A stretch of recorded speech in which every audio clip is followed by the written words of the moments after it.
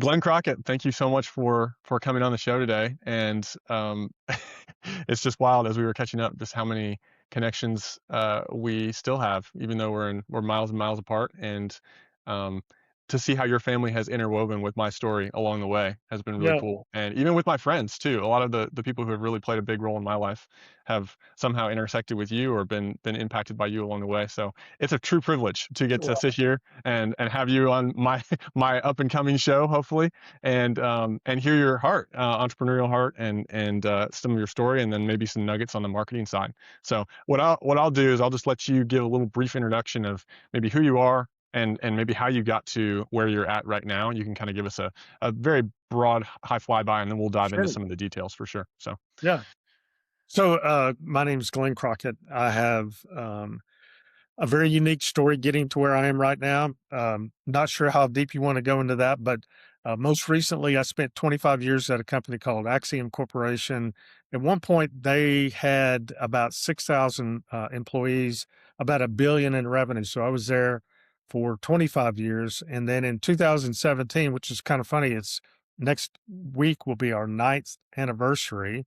wow. I left and started Dave Creek Media with a business partner, Jeff Standridge. Jeff's not involved in day to day, but he's always been a good advisor and helpful in a lot of different areas. So, um, yeah, so that's where I am now. I'm CEO of Dave Creek Media and trying to keep up with all the technology changes. Yeah, yeah, absolutely. I would love to dive into, I guess, the question of maybe that transition of when, and maybe it was even before your job at Acxiom. I would love to hear if there's a backstory to that, like how you got involved there, and if that ever relates to your eventual move out of Acxiom, that would be fantastic. So, was there a moment for you where you knew that you were like Glenn Crockett was an entrepreneur? I don't remember a time where I didn't feel like an entrepreneur, even before the name was or that title was used. I remember growing up, my father was in the Air Force, and we lived in a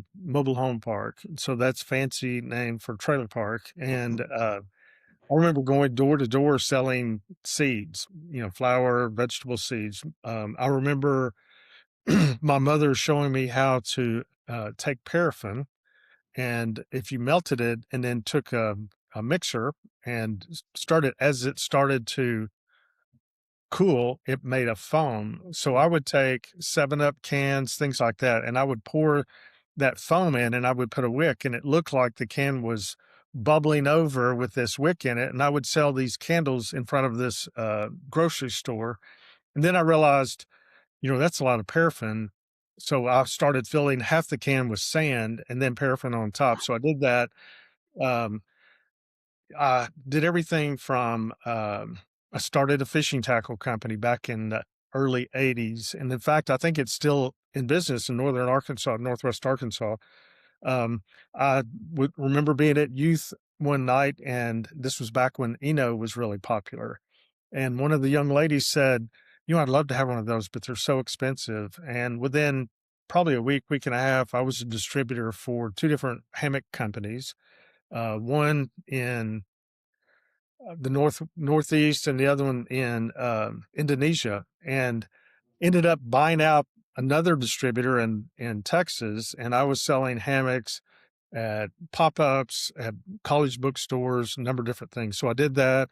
My wife and I bought a snack business that we expanded to coffee and water for offices. At one point, we had like 1,200 clients while I was at Axiom. So I would get up, be there at 6 and get everybody, all the drivers out and get everything going. Um, Sometimes I would be coaching basketball at 6:30, so I'd have to move quickly. All of that while raising 4 kids. But I always had in my mind that, I really want to have a business. Mm, There's a book, and you'll hear me reference multiple books. One of those is called Rich Dad, Poor Dad. yep.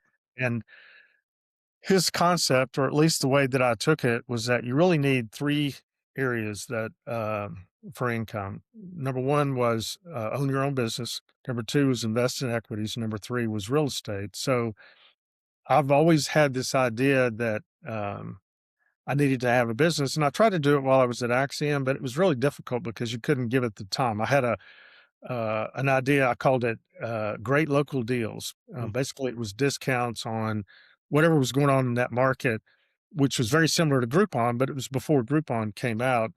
Um, when I remember being very, very young and having this idea that, these Nerf basketballs could be made into footballs and other, and not that I may have seen it somewhere and thought it was my idea, but anyway, just over and over and over again, just trying to find what that business was. But I was always limited because I couldn't dedicate all of my time to it.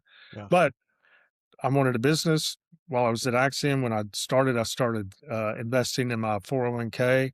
And then there were a period of time where we were getting stock options, and I would sell those options and use that as a down payment to buy rental property. And so over time, we ended up with 9 houses and a duplex. While I was investing 401k and looking for that business, while I was still working a full time job and raising 4 kids and coaching and all the things that go along with that.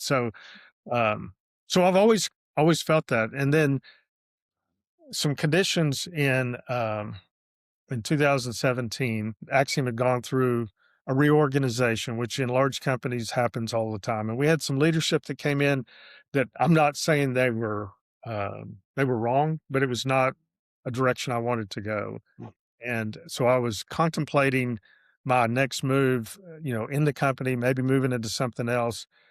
We were in Springfield, Missouri at the National Homeschool Basketball Tournament, and Nice. Stephanie couldn't come because her father was in the hospital and he was very ill. We didn't know if he was going to make it out of the hospital, and he owned 3 businesses: a corrugated box business, a pallet company, and a trucking company that supported those two.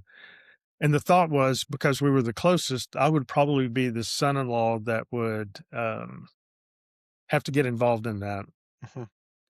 And so we talked about it, and said, it's changing. Is this the time to do it? I talked to 3 people. I contacted Stephanie for, obviously the first one. I talked to Jeff Standridge, and then there's his name's Ron Duggins at UCA.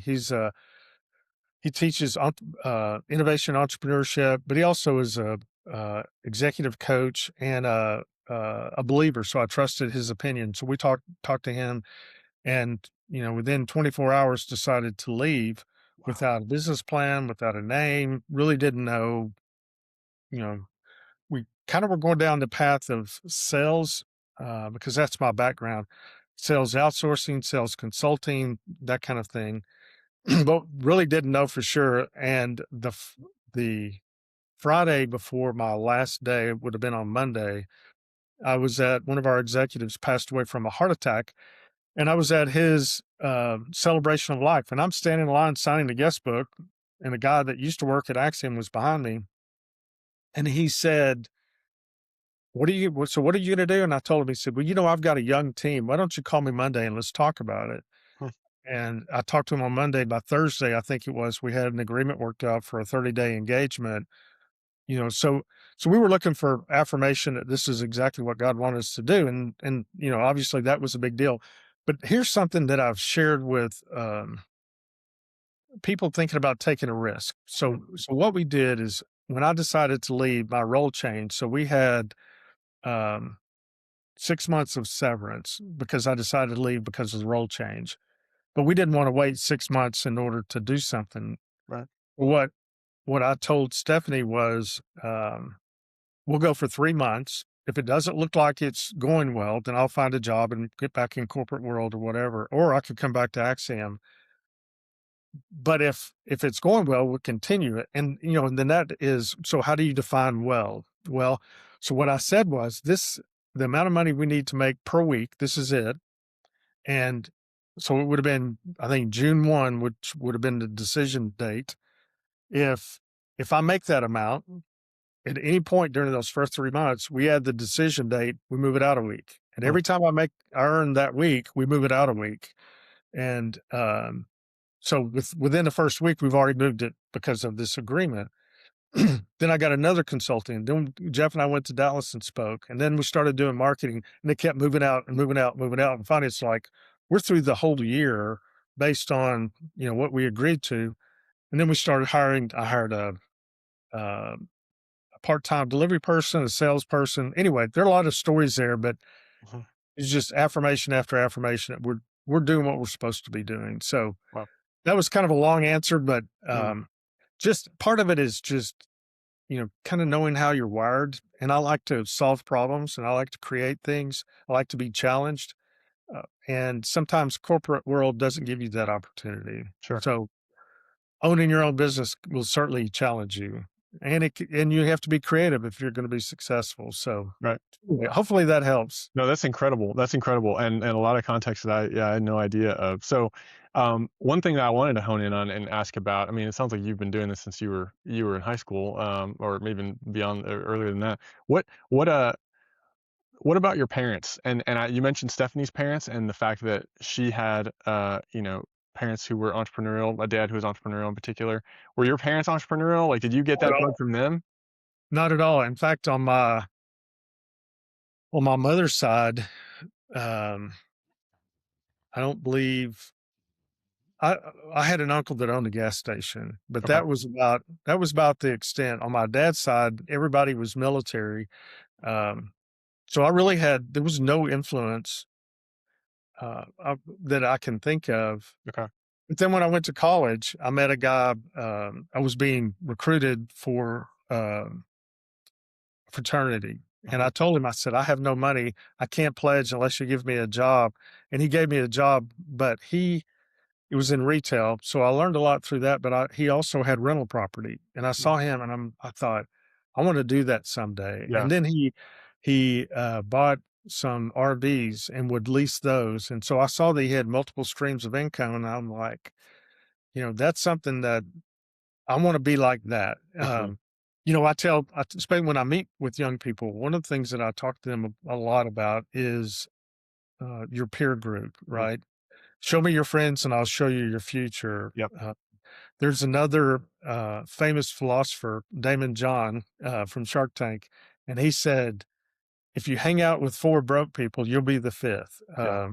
So anyway, so it's, this guy, whether he knew it or not, was quite an influence. And, um, you know, I just I learned from him that you can take some risks and it can pay off later. Mm. Not all of them work out, but Yeah. so yeah, that was a very early influence. Okay, I've got to ask. I mean, knowing how much you juggled, through all of that. Now having awareness into the fact that you were what was your role at Acxiom? Sales Full executive. roles. So I was in sales, sales leader. Okay, At one point I had a team in New York, a team in Arkansas, actually two teams in Arkansas, okay, a lot of different roles. cool. But upper leadership by the time you left, would that be fair? That's correct. Okay, okay. So, I mean, 25 years in that company, as a W-2, and then, you mentioned everything else that you had your hand in along the way.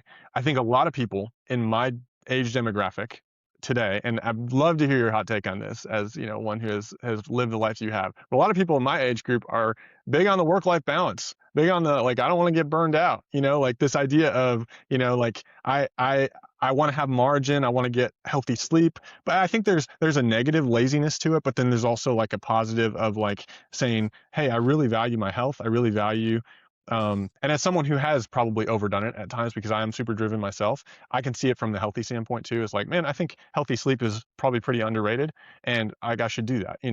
For Right. you, what was the key that enabled you to do that so well? How would you counsel young people along the with the I guess the question of time management and healthy living, like that kind of thing. So work-life balance, so let me ask you this. What are your favorite hobbies? What is it you like to do? Mm, I'm a big outdoorsman. Just like spend a lot of time outdoors whenever I can. I do like being active just in general as kind of a general statement. So if it's in the gym or anything outdoors activity wise, I'm really a big fan of. Hanging out with friends is a big thing. Like just like spending time with people I love. Um, and then I'm a bit of a workaholic sometimes, so I do enjoy working. So that's part of my personality, I would say as Yeah. well.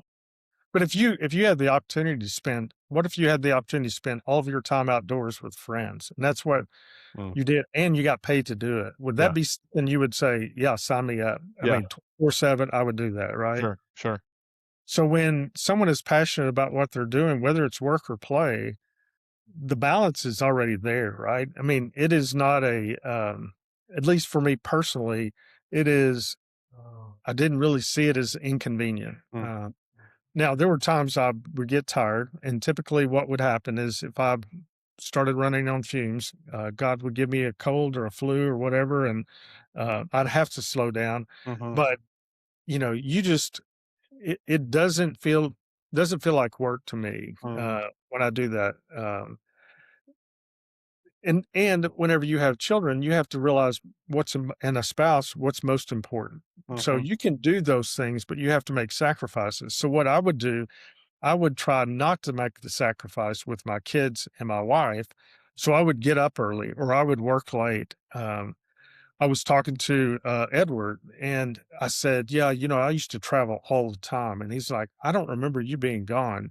mm, Well, I looked at my Marriott statement and I think I was 2 nights short of 500 nights being in a hotel. And wow, so it's like, I would go early so I could be back, or I might, whatever I had to do, I would make that personal sacrifice.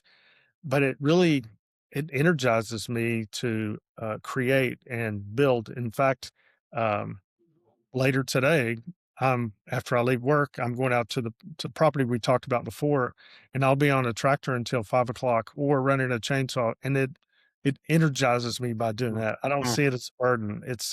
I see it as fun. So, and it's different for everybody. mhm, The whole work life balance you hear a lot of, especially with the younger right, generation. And part of the challenge too is I don't want to work all the time, but I feel like I need to get a raise. I need more money. And this is something we've heard. Well, I just bought a new car, so I need to make more money. Well, that's not on us, right? right, right, Um, when you start if you came to work for Dave Creek Media, one of the onboarding presentations you would see is a quote from me that's like, "Do not be average." mm, We don't want average. We want all stars. We want people that are high performers. But even that definition is a little bit different. Back when I was at Acxiom, things were different, especially early on. We didn't have the internet, which is kind of crazy. mhm, Um, so anyway, for me, it's always been about the challenge. yeah, Can I figure this out? Can I get a customer? Can I make it profitable? Those kind of things. I like creating things, mm, and I'm not an artist, but I'm a problem solver. I'm also a little bit of a type A, a little bit of ready, fire, aim. Uh, okay, you know, uh, I will sometimes do something and then go back and analyze and say, was that the right thing to do or not? sure, There was a quote that um, so one of the things we do in our company is we have a stand up where everybody goes around and they talk about what they have going on for the day. And at the end of that, I would provide a quote. And today, the quote that I gave was, "The best thing you can do is the right thing.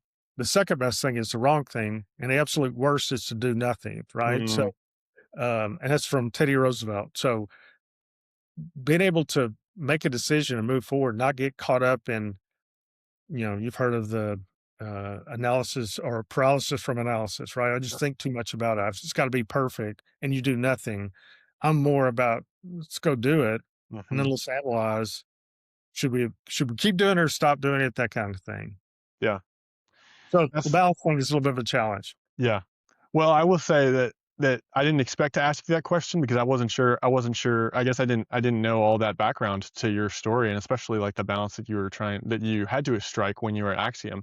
But I will say, as a personal note, from my interactions with your kids and seeing your family from afar, but also kind of intimately with my friendships with some of your kids, I'm very, very impressed with the way that you raised your kids, and this is not empty flattery, like, don't get me wrong, like, this is I've said this to other people. I've thought, "Man, the Crockett family, they did something right," you know? And I mean that, and you can Well, see it thank you. in the kid in Very your kids and where they're at now, and I think it's an inspiration for those who are listening. Like it is possible and maybe it takes a lot of personal sacrifice, like you're talking about. Maybe it takes a lot of um, yeah, choosing to prioritize things that maybe aren't always going to be easy and aren't always going to be like the path of least resistance for you, but it's possible. It's possible Right. to kind of have a great family and have that priority, but then also be a high achiever and go and do great things in the work world as well. So, Well, I appreciate that. Stephanie and I get a chance to talk to young people quite a bit, mhm, and they will ask, "So how do you?" So not a, and I agree with everything you say about our kids. We're very proud of them. But what we get at the feedback we get is, you have great kids and they love being around each other. So, mhm, and people ask, so what is it you do how did you get there? Well, one of the things we do is, um, even as adults, but before all of them were adults, we have a family night on Monday night. So mhm, last night, for example, we had Caroline could not make it because she was at the beach, but everybody else was there. All of our adult kids, they're all married. The grandkids were there. Sometimes my sister-in-law, my mother-in-law, we all get together. So that's, staying in contact, I think helps a lot. Another thing that comes it and I tell people this, we don't have a playbook. It's not like we said, all right, if you follow these 5 steps, your children will love each other and, that kind of thing. But there are 2 primary, and number 1 is that our faith is very strong, and number mhm, 2, we never put our kids above our relationship with each other. So, even when they all moved out, it's like we feel closer now than we've ever been. Um, and a lot of couples, the kids are the center of their universe, and mhm, they're important. We love them, and we do everything for them. But our relationship is more important even than the kids. But it was funny. I said, another thing is we just show up. mhm, She coached cheer. We did Awana. We taught small group. I coached baseball. I coached basketball. I coached soccer. I was so bad at coaching basketball at the national championship, my 12 and under, 14 and under, 2 years in a row, we got eighth place, which sounds pretty good, except for there were only 8 teams in our division. 2 years in a row, we were dead last. And in fact, one game, everybody on their team fouled out but 4 players, and we Oh, still no. could. Can you hear the train? It's okay though. It's okay. Yeah. So anyway, so it was, just be present. I was coaching soccer and I had never played soccer, basketball, and I'm 5'6", so I never played basketball. So it's baseball. I was working with the pitchers. I've never pitched, but it was, whatever it was, we were there. Mhm, Made sacrifices. I would take an early flight back so I could be at a game or dance competition, whatever. We would do whatever we had to make sure we're present with our kids, mhm.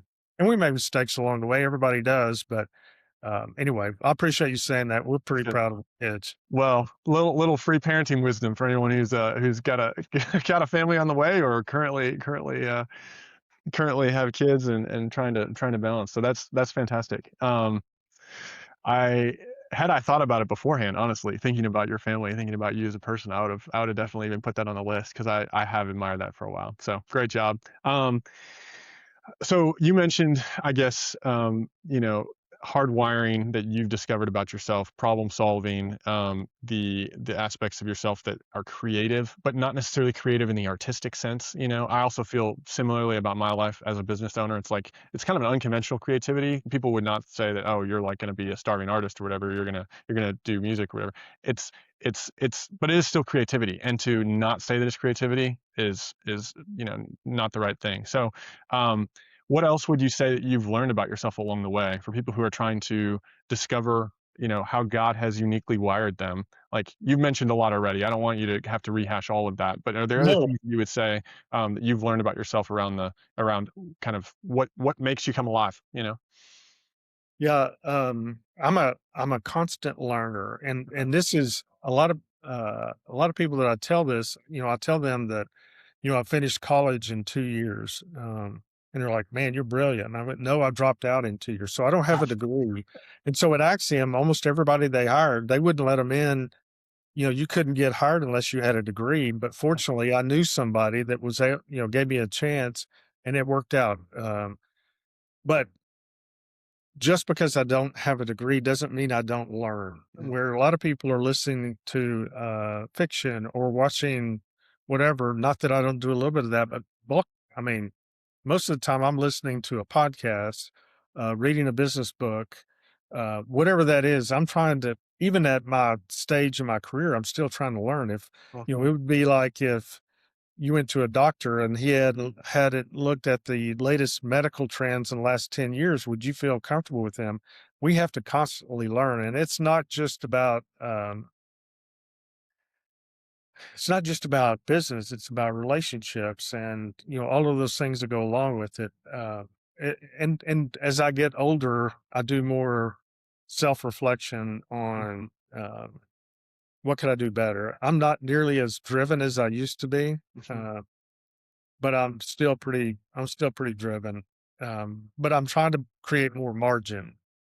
And there's and this is not business related, but I think it's important. So back during Christmas, we're part of a small group, and someone asked the question, in the Christmas story, which character do you most connect with? mm, Are you Mary? Are you Joseph? Are you baby Jesus? Are you one of the shepherds? And I thought about it and I said, I'm the innkeeper. mm, And there's no reference of a name of the innkeeper. They don't even talk about the innkeeper. They just said there was no room. And I said, I'm the innkeeper and I don't have enough room. I don't have time for as much as I would like for Jesus or other important people in my life or people that I haven't even met yet. So I told myself as I'm going into 2026, I am going to make room. mm. And it's been amazing the number of conversations I've had almost weekly with different people. And sometimes I'm just listening, sometimes I'm giving advice, could be coaching, whatever. And I've just opened that up and it's been amazing to hear. And it's so funny when we don't have time to go into all of it, but I've received 3 text messages yesterday, and they were all connected, and none of them had any idea how it was all connected. Right. Uh, and so, anyway, just being able to have some margin where you can not only focus on your career, on your knowledge, but invest in other people. Being able to have coffee with somebody and not try to solve a problem, but just give them somebody to talk to. So I'm trying to do more of that, and I acknowledge it more as I've gotten a little bit older. Mm, mm.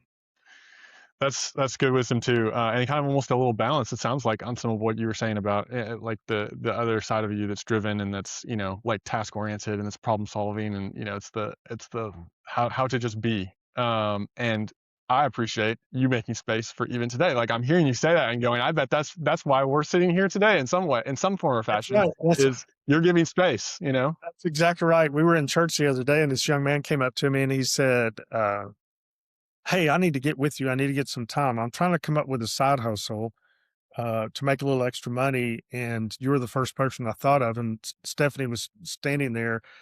And he said, "Well, would you get together?" And I looked at her and I said, "What am I going to say?" And she said, "He's going to say yes. He will say yes every time." So Wow. what I do is I say yes, but then I drop it. If they don't take the initiative to Right. schedule it with me, then it wasn't important. I move on and I don't think about it anymore. Yep. So, Yep. That's good. so anyway, so That's yeah, fantastic. Okay, question about your career at Acxiom, 25-year career.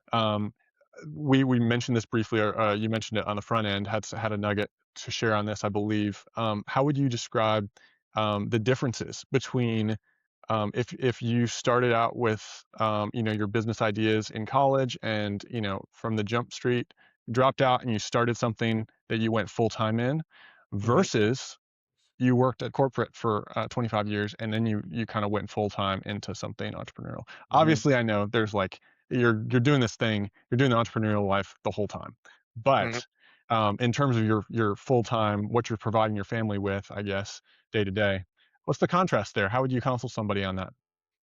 Yeah. When you're in corporate world, you've got an infrastructure that may have been tested, proven, documented, whatever. When you're in the entrepreneurial world, you're creating it, right? Sometimes you're changing the tires while the car's moving, right? So, Right. we go to Acxiom, they've got orientation, they've got training, they've got 401k, they've got benefits package, they've got structured, um, org chart, and here's the path that you can take. They have divisions of different industries or products or services that they offer.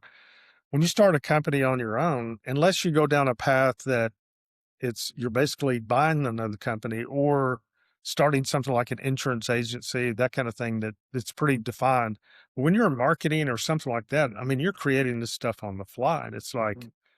we don't have a process, or what should the org chart look like, or what, if you're looking at your finance guy, P&L, what percentage of top line revenue should be allocated to payroll?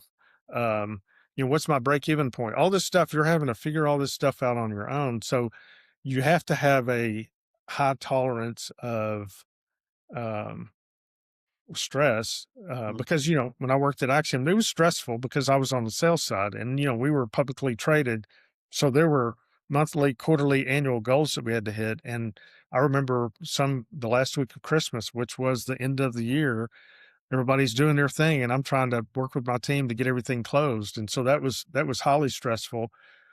But you're not responsible for everybody, right? The entire company. When you own your own business and you have employees, and we have 22 now, I think, Okay. I'm responsible for their rent. I'm responsible for to make sure that we have enough profit to give raises and hire more as we grow and those kind of things. And you don't leave that at the office. You take that home when you wake up at 2 o'clock in the morning going, cash flow is an issue, or what's going on with this client, or I'm afraid this person's going to quit. You go through all that stuff, and you're never able to fully separate. So Mhm.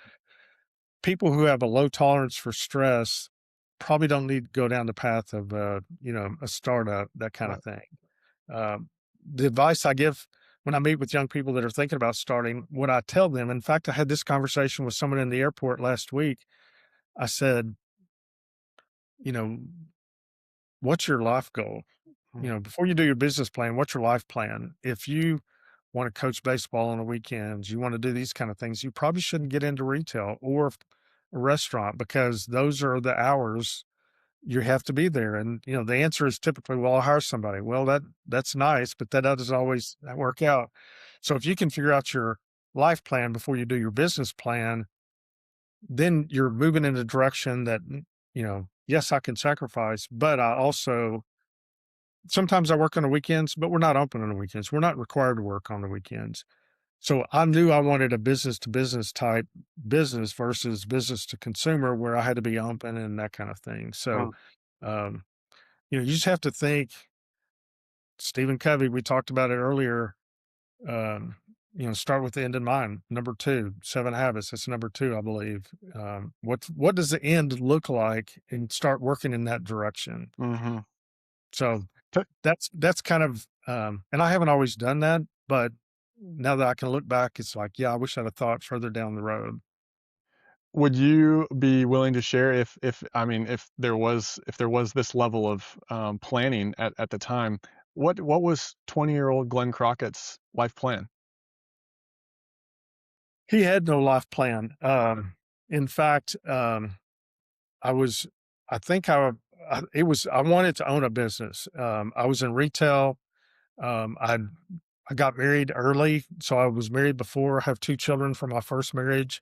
Um, Immature, not big dreams, that kind of thing, but really no um, mentor, no, except for the gentleman I met, didn't have the education. I had a lot of things going against me, Mm, but I just kept moving forward and went through a bunch of rough patches, um, and then you know went through a divorce, and then remarried, and then in 35 years ago, I went to a Promise Keepers down in Dallas, and um, accepted Christ as my Lord and Savior, and it pretty much changed everything from that point on. mm, And so that was a lot of it. Faith was a big part. And I know this is not a faith podcast, but I mean, that's who I am, and Absolutely. how I continue to invest in not only young people but men. I'm involved in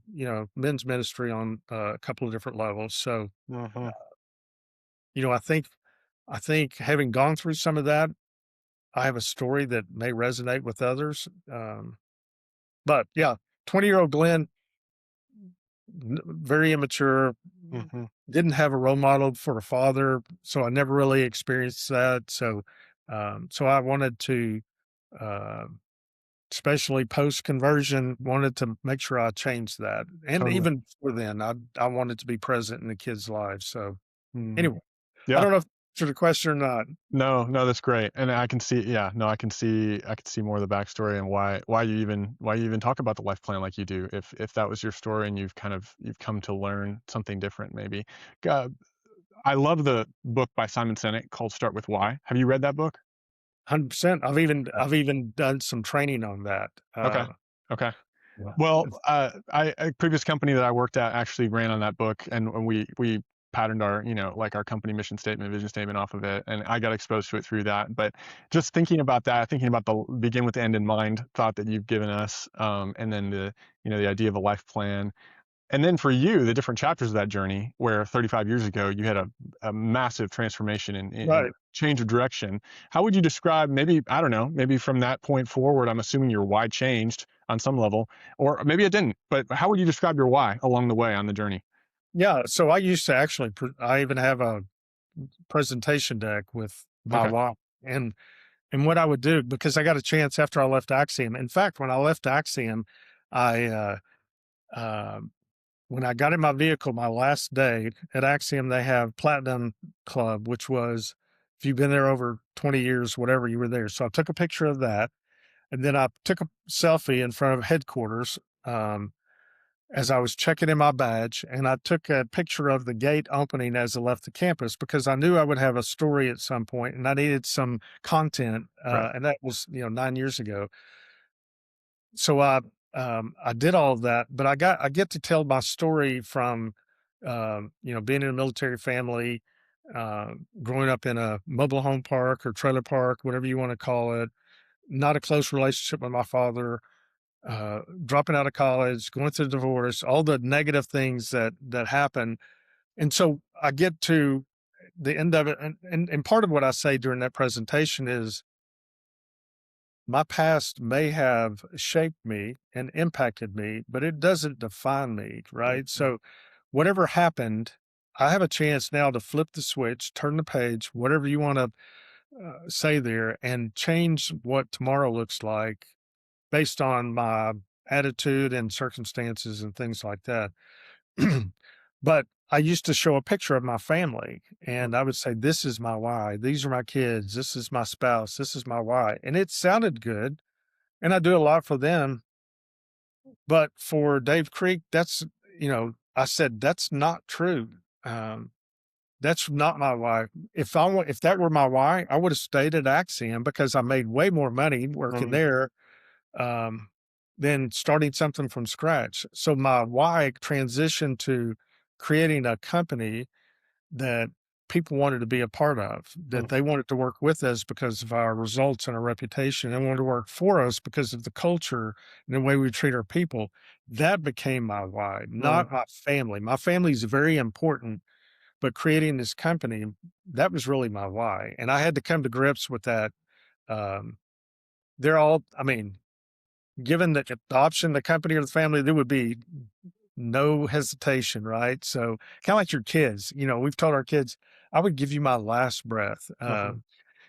But from a why do I do what I'm doing? It's because I want to create that company that does that. So Yeah. anyway, that's my why. That's a great book. If anybody's not read it, they need to read that book. Yeah. Just to clarify, when you say, if there were any question, you mean you would choose your family, not the That's business. right. That's right. 100%. Yeah. I Yeah. just I'm want to sorry. make sure for the record. That's right. No, that's great. That I think that's such a good perspective on that too, and being honest, because I think so many people can probably be give an aspirational why as opposed to, or maybe I don't even know if that's yeah, something that they think is going to sound good or going to impress others or that kind of thing. When in reality, maybe that's not what gets you up out of bed every single morning, with the level of energy that you show up to. So When that's, I was at Acxiom, and I'll tell you this quick story. yeah. We were talking about it before the book came out. We would ask what motivates you instead of Uh-huh. what's your why. And we had someone on my sales team, and she said, you know, what motivates me is that I have a son who plays travel baseball and those bats are really expensive. I need to be really successful so I can pay for those bats and going to these tournaments and things like that. Yeah. That's what motivated her. She wanted to be able to provide things for her son so that he can enjoy the sport that, that he liked to play. So, when you understand that, you know, it it's, um it's important not only for yourself, but for the people around you. There's a book called, and I can't remember the exact title, but it talks about, what are your dreams? Mm, And they would do a planning session where they would just talk about their dreams and they would find out. And we went through that process. And I had somebody on my team that, what is your dream? I'd like to write a book. Well, I connected them with someone who'd written a book so they could, and then another person said, I'd like to get my pilot's license. So I connected them with someone who flew so they could take them up. And another person said, they wanted to go camping in every state. So I bought a book with the best campsites in all 50 states. So if you understand somebody's motivation or why, and you can help them get there, mhm, they appreciate that. The old people don't care how much you know until they know how much you care, right? So if you're really trying to help them achieve their dreams, they'll be a better employee, better partner, happier, just all around. mhm. And I like to say, if you tell people your dreams and they don't think you're crazy, then you probably aren't dreaming big enough, right? Wow. Yeah. So I like to be. I'm a dreamer, so I like to dream big. That's awesome. That's really great. Um, you mentioned a book there, and that kind of leads me to another question I wanted to ask you, which is, and you've mentioned several books, Rich Dad Poor Dad being one of them. We've already talked about Start with Why. Talked about the book about dreams. What are some other key influences in your life along the way? And it could be more than books. It could be a podcast you listen to. It could be Yeah. some seminars, conferences, peers, that type of thing. But So I actually have a slide that has my top five. okay. Yeah, when I talk to people about my top five, obviously the Bible would be number one. Yep. And something that was really important to us or key is Total Money Makeover. Hmm. Uh, learning financial planning. We wouldn't have been able to leave Axiom had we not had 5 months of income saved up, no Yep. debt other than real estate. We had to put ourselves in a position. So that's a big one. There's another one that's often Rich Dad Poor Dad is one of those, but there's another one that I really like, and it's called The Millionaire Next Door. Yeah. Have you read that one? My parents would always talk about it. I have not personally read it, but Yeah. I'm familiar with the concept. So Yeah. So yeah. I don't know if I bought William a copy and maybe Edward, but the idea is that the people that you think have all the money are not necessarily the ones that have all the money. Right. It's, the people who drive a higher quality car probably didn't buy it new. They always buy their clothes on sale. They have never owned a watch that's cost over $150. They have this mindset of saving money and not wasting it to impress those around them. Mm, So in fact, we were in New York this past weekend and you're on Madison Avenue and there's all these fancy stores and we went to TJ Maxx. It's like that's where the clothes are. But I bought name brand stuff there, sure. for a quarter of what it would cost at the actual brand. So Wow. that's it. And then number five is Good to Great. Okay. It's a little bit dated because many of the companies are not even in business now. So how great were they? Right. But the concepts are all still good. Yeah. The Mm, flywheel and the hedgehog and all those things.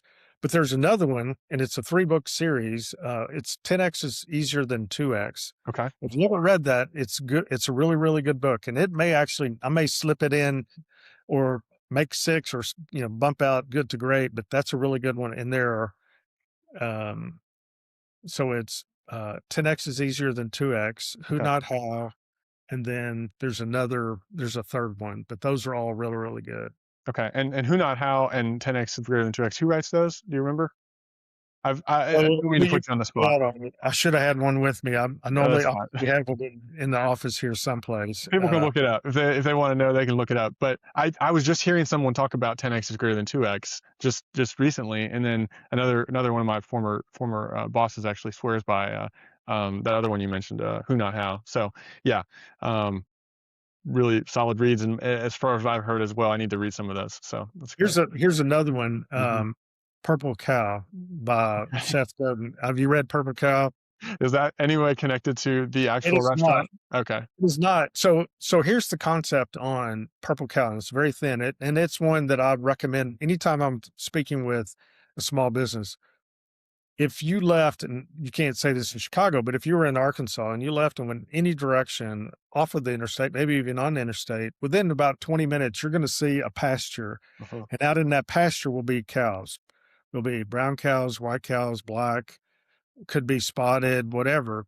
But if you were driving in your car and you looked over and there was a purple cow standing in the middle of that field, I always ask everybody, what would you do? And they're like, well, I'd pull over and then I'd probably take a selfie and I'd post it on social and I might call somebody. If you think about your business as a purple cow, how Yeah. are you different than everybody around you to get people to talk about you in a positive way? So and it's also referred to as your UVP, unique value proposition, right? So what is your purple cow? Why should someone pay attention to you versus everything around you? Mm, So if you haven't read that one, that would be another one I would get. I should be getting affiliate I fees know. from, Yeah. recommend. So Work out one of those hammock distributing agreements or whatever you had back in the day with these books. right. That's what you need to do. That's right. I need to do that. Yeah. Oh man. Well, how much of that is I guess I'm stepping into kind of entrepreneurial myself after being in more of a support role for years now out of school. I think I've been thinking a lot about personal brand. Like how is I mean, is that you were talking about it on a business level? Would it be the same concept in your mind for a personal brand as well? Like, Yeah. So I would think about, well, Edward, my son that I mhm, mentioned before we got on, 120,000 followers on Instagram. His purple cow is very conversational tips and recommendations on equipment, techniques, those kind of things. So that's mhm, different than a lot of a lot of people are promoting what they're doing. He's actually has an outward focus. He's trying to mhm, help other people be better videographers.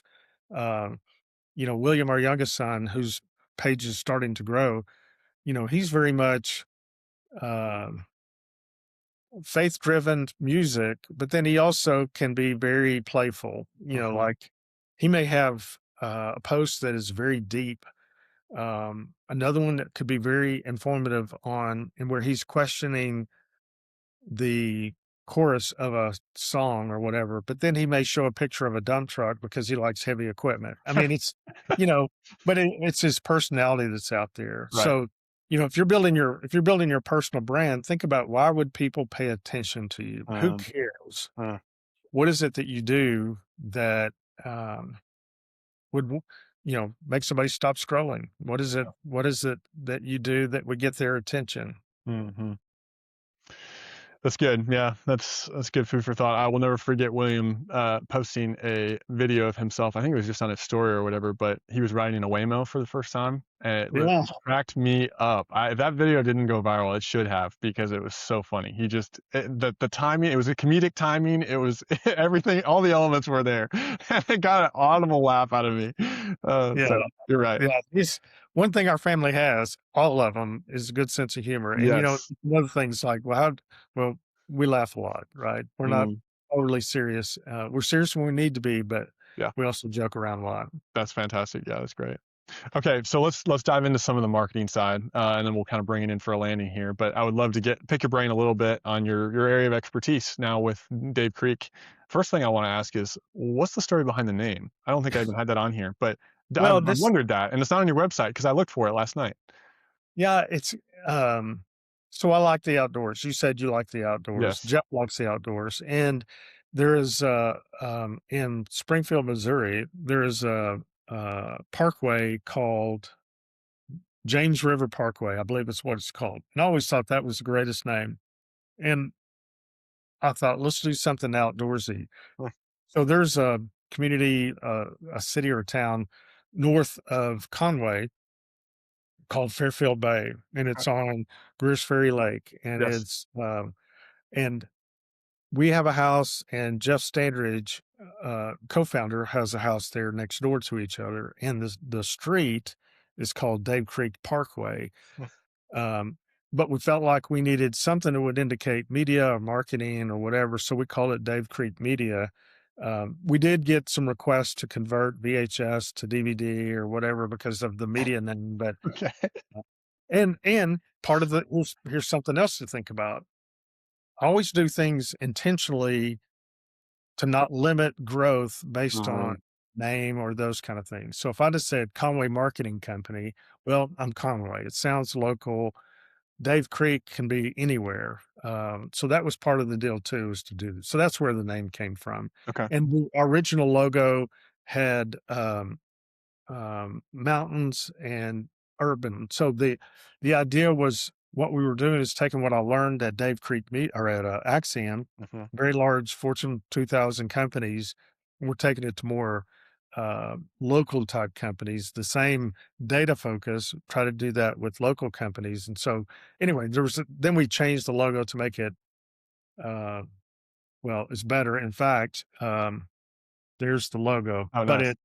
that's a bridge and that's a creek Okay. through the middle of it. So anyway, it's a it's a much more the logo is much better now than it was before. Okay. That's great. Good to know that backstory there.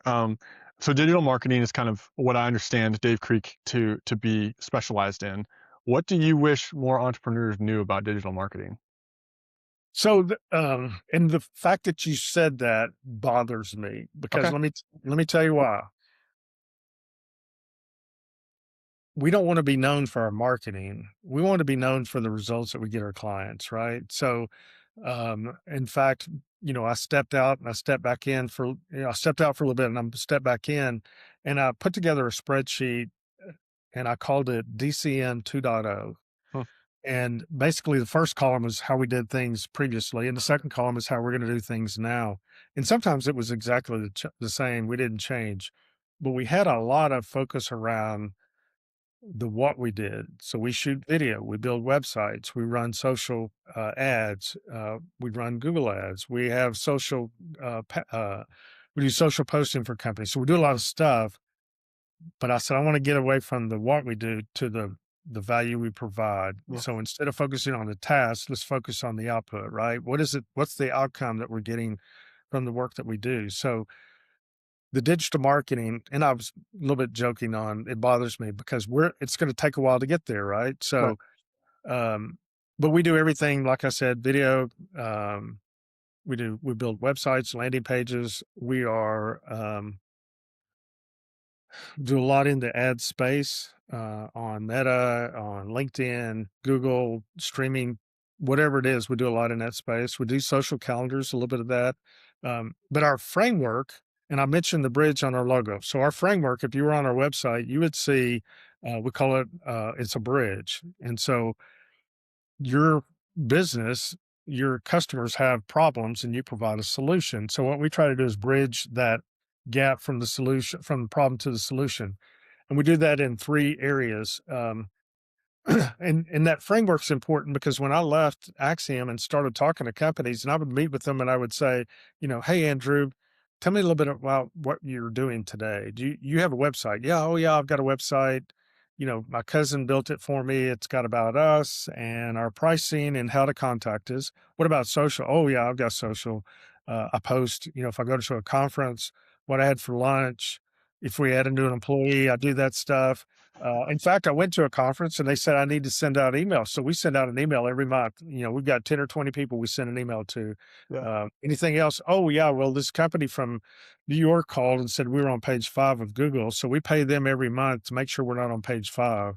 And it was very disconnected. Mm. disjointed. There was no structure. So we put together this connected marketing architecture that basically builds that consistency. So the first part is captivate, and that's really around getting the attention of the consumer. And it could be a consumer, it could be a business, whatever it is, could be a patient, could be a college student, someone you're trying to recruit, and you get their attention. You do that through social. You could do it through ads. You could do it through video, any number of things. You get their attention, and then you move them to the next phase, which is motivate. And that's where you start building the relationship with that consumer. So if you went to our website, what I hope you would see is a relationship in this is what we've done for other clients. This is how we've helped them. Jeff, my business partner, he says a lot of websites when they build it, they we all over themselves. Mm, We do this and we do that and we do this and we do that, but it doesn't mean anything unless it gets the results that the client's looking for. right. And then the last piece is activate. That is all about signing up, booking an appointment, downloading something, trying to get them to actually take action. So that infrastructure, that connected marketing architecture we put in place. And when we meet with a company, if they want us to run ads, but we don't feel like the middle section is appropriate, if the landing page is not good, we would probably say no because they Mm, would be wasting their money. But if they wanted us to do all of it, we would absolutely do that. yeah. And so anyway, so that's a lot of what we're trying to do is focus more on generating the results for our clients than completing tasks, Mm, if that makes sense. yeah, totally, totally. What's a favorite example of results? I know there's some on your website, but just from your own favorites, what would you say? Yeah, we currently have a financial services client that is trying to expand into other states Okay. and brand new territory, but they're not building branches. It's all digital, and we are the only source of activity. Mhm. And it started kind of slow, but now we're starting to see um, a lot of momentum pick up, and so that's exciting. Yeah. There is another company, a healthcare company in Northwest Arkansas, and they serve a lot of people that don't have insurance, and they want to continue that, but they also need people that can pay. And so we started doing targeting for people with higher income, Mm, still taking care of the lower income, but and then we run some reports annually and we can see those results actually taking place. wow. When you hear one of your B2B clients closed a big deal, we're high fiving in the office. We're excited about that just like they are. So, Mm, mm, but we are constantly trying to find new ways to get the results our clients need. In fact, we're probably rolling out next month a more focused um, ad strategy around intent data. mhm. So if Andrew got online and he's looking at buying a SUV or something like that, that we could quickly start serving you ads based on what you looked at to get you to go to our website. And once you go to the website, we might actually be able to identify Andrew as a person Wow. and then tailor more detailed marketing around that to get you to what you're looking for. What we don't want to do is to uh, send you ads that are not important to you. Mhm. You hear a lot of like, I'm getting ads. I've never been on this page, whatever. And some of that comes from like proximity marketing. Mm, So the assumption there is if Andrew likes Nike, that the people he hangs out with like Nike. So when he's in a group of his friends might get ads for Nike because Andrew likes Nike. So, interesting. so it's a lot of data and trying to figure that out. One of the things that I tell our team is if I walk down the street, I walk in a coffee shop and I ask the question, can anybody in here do social media for me? I'm probably going to have 10 or 12 hands that go up. Right. If can anybody build me a website? 5 or 6 are going to go up. If I said, who in here can execute highly targeted ad campaigns for this specific demographic that has an interest in this, and it'd be crickets because they don't do that. So Right. what we're able to do is to put a lot of focus around our ad strategy, getting to the right person, then also making sure the experience is correct and providing air support through social channels and things like that. So, a lot of people focus on the digital marketing. What they ought to be focused on is the digital outcome. Mm, What do you have to do to get to the outcome you're trying to get to? I see. I see. I saw on your LinkedIn too, and I thought this was really helpful just as a framework for me to start thinking about it. But you said leveraging large company best practices on small company budgets. You're mentioning a lot of the data and the stuff that people who, I thought it was also helpful the way that you distinguished between some of the data and the targeting versus, oh, I just do social media. Like there's Right, a dime a right. dozen. So give us an example or two of what that looks like to use large company best practices around data. Like, would you, I guess, do you buy data from places or do you have certain contracts with people? I'm trying to get I guess a framework for this in my own mind, of like how you would do that day to day. So, so I can give you this is a really good example. Sure. The you're familiar with your ICP, your ideal client profile. Right. Who are the people that you need to target? And we talk to companies all the time. It's like, well, I sell to everybody. Well, we get that, but who are the ones that you? Where's your target? Mhm. Because you don't want to spend all your marketing dollars from 18 to 75 in the entire US. You will run out of money. So, what are the target, very specific ICP that you need to focus on? So, we had a client in the car wash space and we took some of their data and we um I still partner with Acxiom. So what we did is we did some analysis and we determined that there were three segments. Mm, We had the higher income segment, we had a middle income segment, and then we had a lower income segment, which you would think, well, that's kind of obvious. But what we did, we took it a step further and we developed three different personas. So basically, these were ICPs that had a name, and we called um, the higher income the Henrys.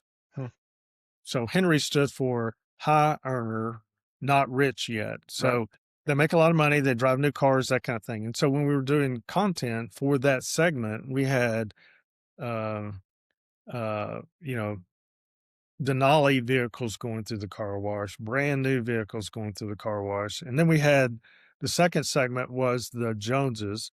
And you've heard keeping up with the Joneses. So this would be next level. They don't make quite as much, but they still want to get their car washed and things like that. And then the last one we found were single, more likely to be single, but they also had a child in the household.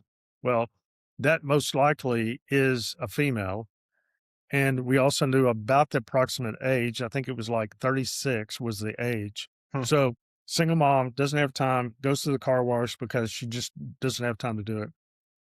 So, we went back and said, 36 years ago, what were popular female names? And Jessica was one of those. So, we ended up with the Henrys, the Joneses, and Jessica. And those were the personas that we focused on. And what we did is we ran ads. And what we learned is that Jessica was not a good segment. They just the activity was just not there. So we discontinued running ads to Jessica. But it was a database decision, not a gut feeling. In mhm. fact, if I held this bottle of water up and I said, if I'm a pessimist, what does this look like? What would you call this? You're a pessimist if you say it's half empty. Okay, if I'm an optimist, Yeah, it's totally half full. Look at that. It's all the so way up to the label. yeah, we would say we're data driven.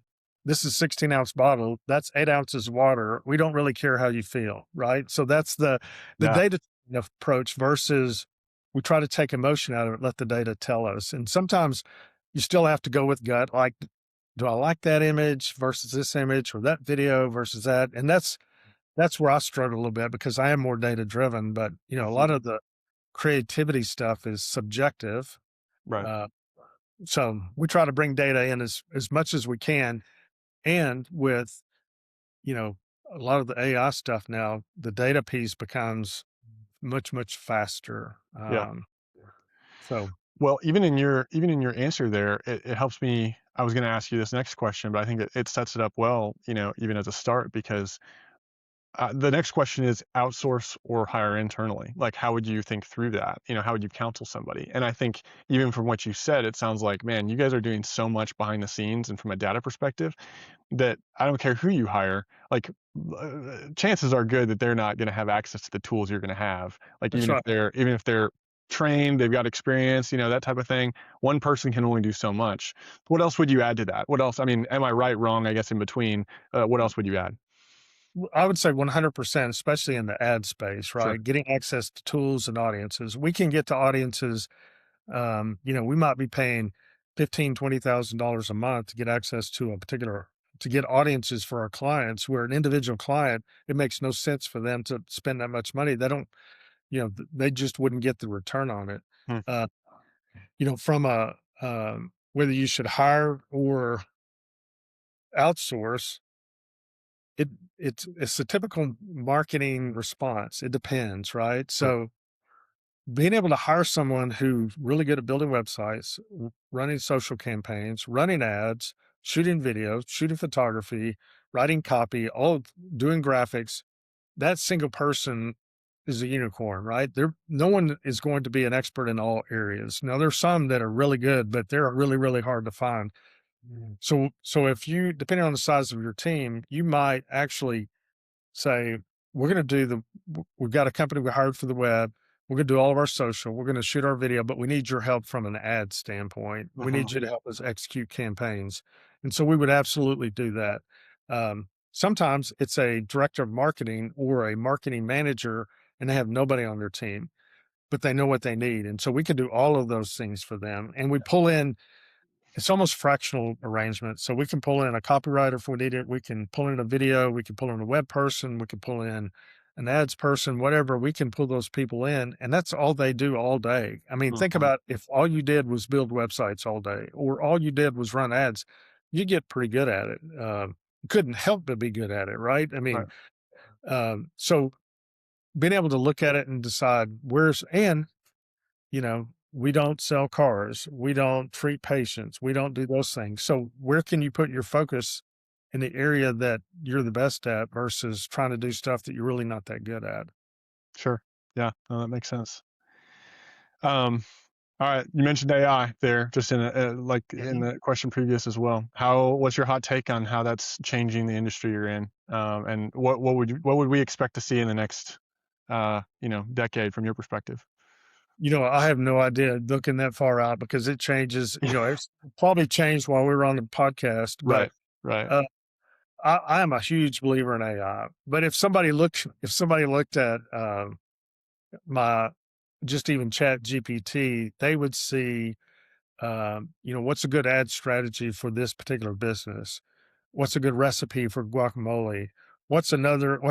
Can you build me a coloring sheet of my grandchildren? All these, what's a plans for a chicken coop? Whatever it's mine is all over the place, but I Sure. use it almost every day. Yeah. From a digital marketing standpoint, we use it every day. But you probably heard this. AI may not replace your job, but someone who knows how to use AI will probably replace your job, right? Word. So you have to be able to use it, but it still requires human oversight. But one of the biggest issues I see, if I went out and I hired you to come work for Dave Creek Media, and I said, Andrew, I need you to create ads in all these areas, or I need you to build a social calendar for this chamber of commerce, whatever, and I gave you no training, it would take you a while, but you probably would figure something out, but it wouldn't be that great. So many times companies expect AI to do exactly what they want without any kind of training. So it's important when you use AI that, here's some information, here's a brand guide, here's whatever. You train it so that whenever you ask it to do a task, it has the resources to be able to execute it correctly. Mm. The stuff that I like about it, Um, in fact, I just like earlier this morning, and I use Chat and I use Gemini. I use them both, Okay. but I wanted to do some targeting in 2 counties in Arkansas, and but I needed the zip codes. So normally, what I would have done is I would have got on Google and I would have put in um, give me the counties for this or the zip codes for this county, or I might even look it up by city. I just put in a prompt that said, provide me with all the zip codes in these two counties. And it said, Faulkner's this one or Clinton, whatever.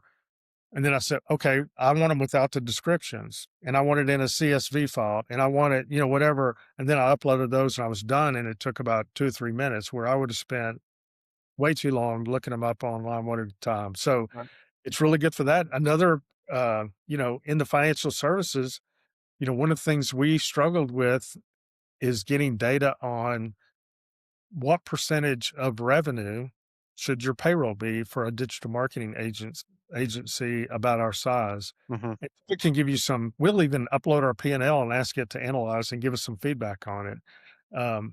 Those things are really important. Websites, there are some AI tools that can create websites, but if you've ever seen one,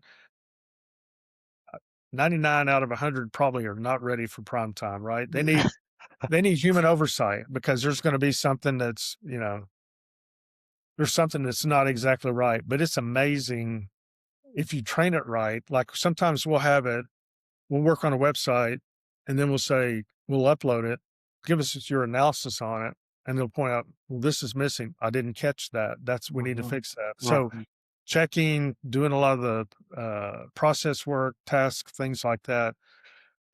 um, those writing copy, but any good copywriter will tell you, I can read it. I know it's AI. Hmm. Sure that that's AI. Yep. But back to my original point, if it gets the result, does it really matter? Yeah. If you're Yeah. getting, and I'm not saying you don't need copywriters, but you need someone to review it. But don't focus on, in my opinion, don't focus on how you got there. Focus on the outcome that you're trying to get to. Hmm. Hmm. That's interesting. Yeah, I was just actually talking with a friend of mine who's using AI to develop cookbooks and trying to sell those as a business, as a side hustle that he's doing. And he made an interesting point. He was actually on the pod a week ago, and he made an interesting point, and I think it's kind of similar to what you're saying. But he I was asking him about AI slop, which if you're familiar with that term, I'm Yeah, sure you are, absolutely. right? Like I was like, what do you say to the people who are looking at your TikToks and going, this is evidently made by Zora or this AI video maker, and then these recipes you're claiming are AI. It's like people are going to be like turned off by that. And he said, well, you have to understand, Andrew, I am I am making the recipes with the help of AI. It's not AI making the recipes with my help. Like you have to understand the framing behind it. And I was like, wow, Right. that's a really good point. Humans still in the driver's seat. AI being a tool that can really help, speed things up and help that creative process. So, Well, and even in that situation, I would ask, what's his purple cow, right? So mm, how many cookbooks are out there? If you ask chat, how many cookbooks are published on the internet? I mean, who knows what the number is? So why would I get his right, versus somebody else? And maybe AI is his purple cow. It's an yeah, AI cook. You want to ever see if AI can cook? And people go, well, that's kind of cool. That's different. I might want to try that. And yeah, if the digital assets are, I know that's a side hustle strategy, but what if you were selling for $3 or $4 for the cookbook download? right. And this is all AI generated. Try it out, see what you think. You might get some attention. Then you have your purists that would be, I would never cook something that AI came up with. And I'm like, Right. no. But here's a quick story. So um, I was in Home Depot, I think, or Yeah. Lowe's, and somebody came by and they said they were working on a backsplash. And I said, well, do you have to put any kind of special pre-treat before you do it? And they said, I don't know. I'm just going to try it and see if it works. I said, well, it was me. I just asked chat what the recommendations, and they were like, well, I don't believe in all that stuff. I said, okay, get it. I respect that. No problem. Yeah. Well, 2 or 3 weeks later, I see them back in there getting something else because it didn't work the way that it was supposed Oh to. no. Not saying it was just chat would have fixed it, but it's amazing. Here's a little tip. If you're ordering something online, Mhm. uh, I did this for Valentine's Day, FTD. Go to chat. Chat, are there any active promo codes for FTD florists. It gave me 3 or 4. I put it in. I saved 30 or 40% on my order because I asked chat for a discount code. Very simple. Wow. Wow. See, I just saved Good. you money there. You can next time you order flowers, it's That's like, right. you can, anything that, and we don't think to ask those questions, right? We don't. Yeah. Right. Um, we're not there. We were in New York, and Stephanie used chat to plan sightseeing within a particular area. Go see this, go see that. Well, we wouldn't have had time to go look all that stuff up. Right. I think the future belongs to people who know how to ask the right questions. That's what I've also heard people say, and that's what Right. that's what it sounds like you're saying. So hmm, it's good. Okay, well, yeah, let's. I so appreciate this. Let's wrap this up with a couple final Sure. questions here, final thoughts. What would you say to someone who you're looking at hiring, or someone who, um, as in college, you speak to a lot of young people, sounds like, who wants to do what you're doing? Um, digital marketing, break into the marketing space in general with the changes that are coming. What actions, what advice would you give them? What actions should they take? What advice would you give them?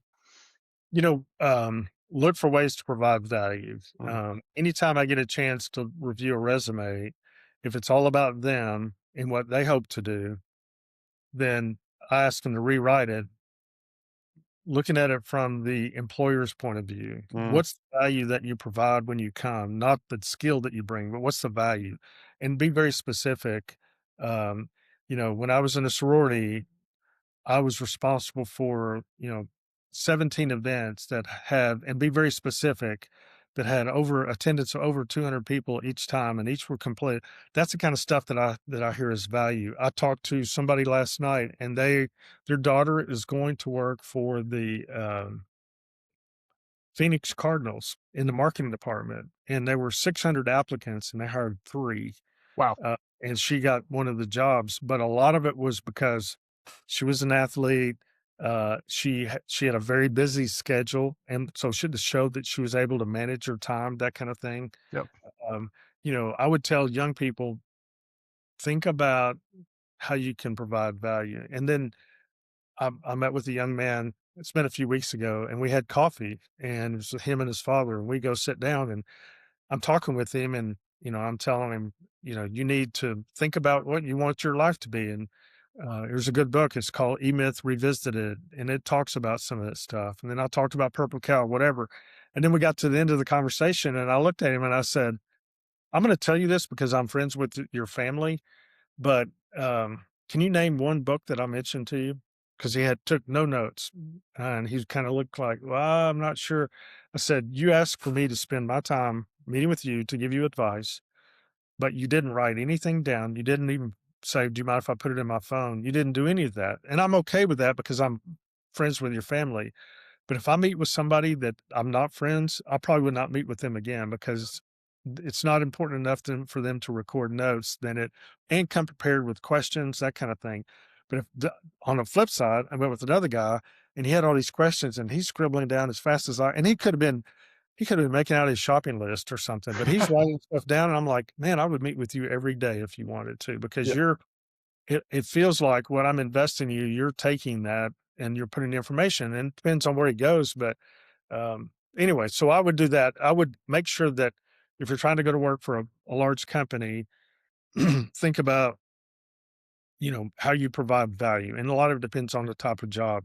If you think about starting a business, I would start with, what's my life plan? What do Mhm. I want it to look like? And oftentimes young people get focused on today, this year, next year. What about when I'm 35 and I have 2 children? What I'm hoping to do, will that allow me to coach if I want to coach, or go on family vacations and those kind of things? I would think about what my life looks like Mhm. early on. And then starting a business. When you start a business, you own it, but it owns you, right? So I own the majority of Dave Creek Media. I can't walk in tomorrow and hand somebody my keys and say, "I'm giving you my 2 weeks notice." That's not happening, right? Right. Because I lead the company. I'm responsible for it. So you have to keep that in mind. Especially when you're later in life, if you're thinking about, slowing down, which I can't imagine slowing down, but in fact, I talked to some guys and I said, as I get older, I start thinking about my runways getting shorter. Mhm. There's certain things I would not invest in, like timber, growing timber from seedlings, Right. probably too far out. But then I changed my mindset from I don't want it to be a landing strip. I want it to be a launch pad, right? I Wow. want Yeah. to finish. I used to say I want to finish strong, and now I want to finish stronger. I feel like God's told me to you need to finish stronger tomorrow than you were today, next month than you were today. So saying yes to a lot of meetings and doing those kind of things, I think that's my way of being able to finish stronger instead of just strong. Wow. And that goes for whether it's at church, my family, the company, the people I interact with, those kind of things. Life's too short. You just don't be average, right? Find a way to exceed expectations. Chick-fil-A somebody. That's the term that we use. You know, you think about exceeding expectations, Chick-fil-A's up there. So go Chick-fil-A somebody. What Wow. is so, think about your I listen to podcasts. There's one that I'm listening to called My First Million, and uh, it's not they're not believers, but they have some really good guests. And they'll have someone who has a $2 million company, and then they'll have the founder of ClickUp, a multi-billion-dollar company. But they told the story of somebody going to a podcast, a guest, and it's a big guest.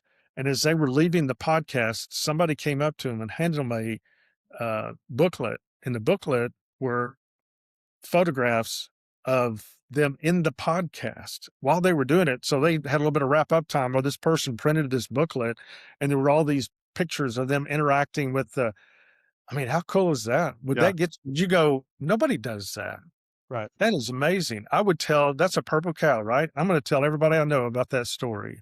And I've shared that with a lot. So, you know, don't be average, Chick-fil-A 'em, It's finish great. strong, all those things, let's go. I love that one. That's so good. I've definitely worked some with the Chick-fil-A brand in my past job, and I can attest. That is such a good analogy. Um, okay, last question. Two-pronged. What are you most proud of your journey so far? And maybe you can take that personal, or we can talk about DCM or anything. And then what gets you most excited about the next year as you look to the future? I would say what I'm most excited about, not what I'm most proud of, is really the relationship I have with my family, Uh-huh. and I would say with our employees. I mean, I think I'm friends with everybody that works with us, and that's kind of hard to do because sometimes you have to make hard decisions. I can go to sleep at night, put my head on my pillow, knowing that I feel like I've done things the right way. There's a quick story, and I know we're about out of time, but the You're quick good. story, imagine, and the way you set it up is you told someone to close their eyes, but imagine you're in this hallway and you're walking down this hallway and, there are a lot of beautiful paintings on the hallway and you get to the end, there are this big giant double wooden doors, really heavy, giant with carvings in it, and you open the doors and you walk in and you can immediately it's kind of dark. You look to the far wall and there's a fire, big giant rock fireplace, and you can hear the wood crackling and see the flames. And you look around and there are these books all over the place. It looks like a library, and you can smell a little bit of the smoke from the fireplace. And you see this giant leather chair, and it's facing the fireplace. And you walk around towards the fireplace and you get in front of the chair and Jesus is sitting in that chair and he says, Andrew, tell me about your day.